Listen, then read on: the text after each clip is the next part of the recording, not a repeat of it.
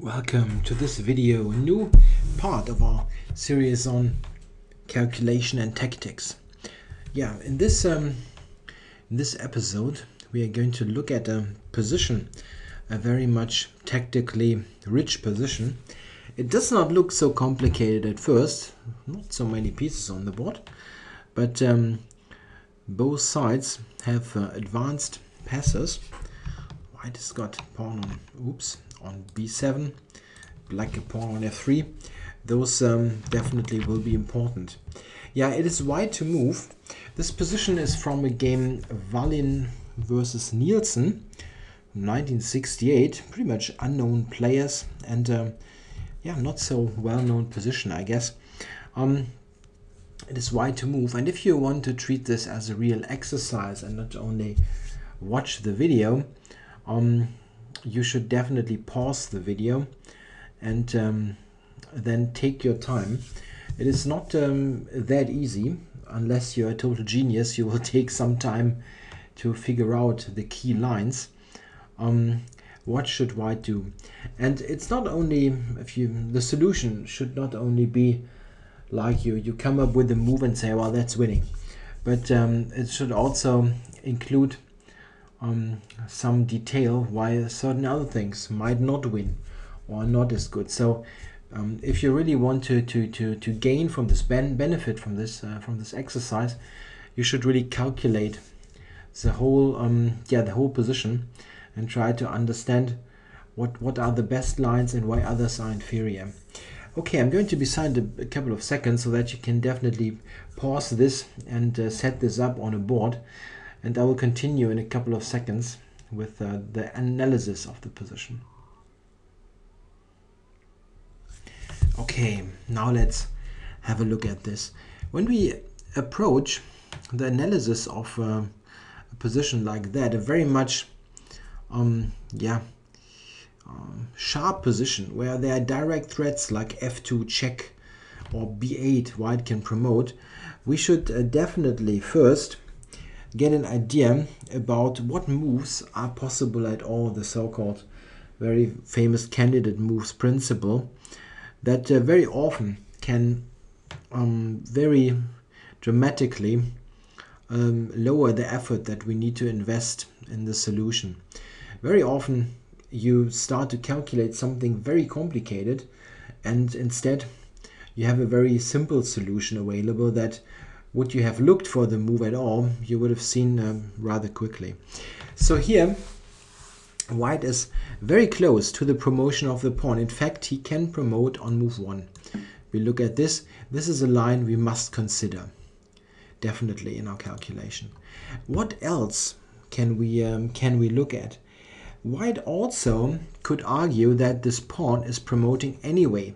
What should black do here if white is playing a defensive move? Defense against what? f2 is an obvious threat. White, in fact, if you look at this, can make a defensive move and try to simply hinder black from doing this f2 move. A very strong continuation, and one of the good moves that you could have come up with is rook f1. That's in fact very, very simple, as f2 check is simply answered by the capture. Another very good move in this position is king f1.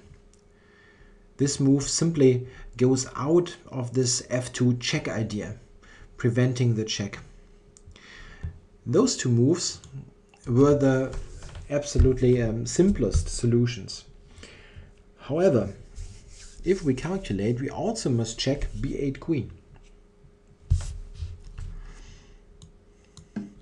And if you, in your analysis, only looked at rook f1 and king f1 and didn't really bother to calculate this that much, then I still would like you to try to judge the consequence of b8 queen, because the upcoming complications are very interesting. So I might as well pause the video again and look at this position. It's all about f2 check, of course. What happens after f2 check?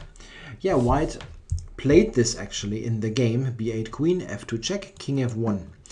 And here it was necessary to see the next move.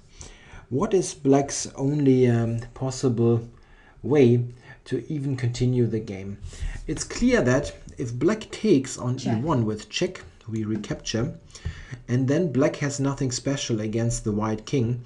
There is not much else than this capture, and then white will simply even promote the a pawn and simply is a complete rook up. Very easy win. So is this so simple? After king f1, black has no resource here. In fact, he has. Here black has a very nice move, and this is bishop g2 check. A very nice resource. Kamikaze bishop. Now white has only two moves, of course. You can take with the king, or you can take with the rook. A very nice variation here is king takes g2. After king takes g2, now black has a very nice response. If you saw this when you looked at b8 queen, my congratulations, because this is not easy to do. Here black has the fantastic move f1 check. Double check, in fact. Yeah, the rook and the queen. So white can only capture. And now black plays rook f2. Check. Just fantastic. Yeah, basically out of nowhere, black has managed to stalemate. Create a stalemate. Yeah, it's absolutely amazing. Those rooks take away squares, and the queen from b8 far away takes away the f4 square, and there's still a pawn on f6. So a fantastic stalemate. White has no way to escape it. If you look at this, you can still give up the rook and still give it up. This is the same thing. It's just a draw. Fantastic. So bishop g2 is a fantastic resource. In fact, in this position, white, instead of taking with the king, he could have taken with the rook. Rook takes. F takes e1. Now there's nothing else. F takes e1. King takes. Rook takes b8. And in this position, white still has a winning continuation. It's not so difficult actually. You play a7, attack the rook. The rook needs to block the pawn, and then we play rook a2, which is following the well-known rule that the rook is optimally placed behind the pawn, supporting the passer. This is a completely winning endgame. We can, if you like, continue a bit. Something like this is the key idea. The h pawn will also be pushed.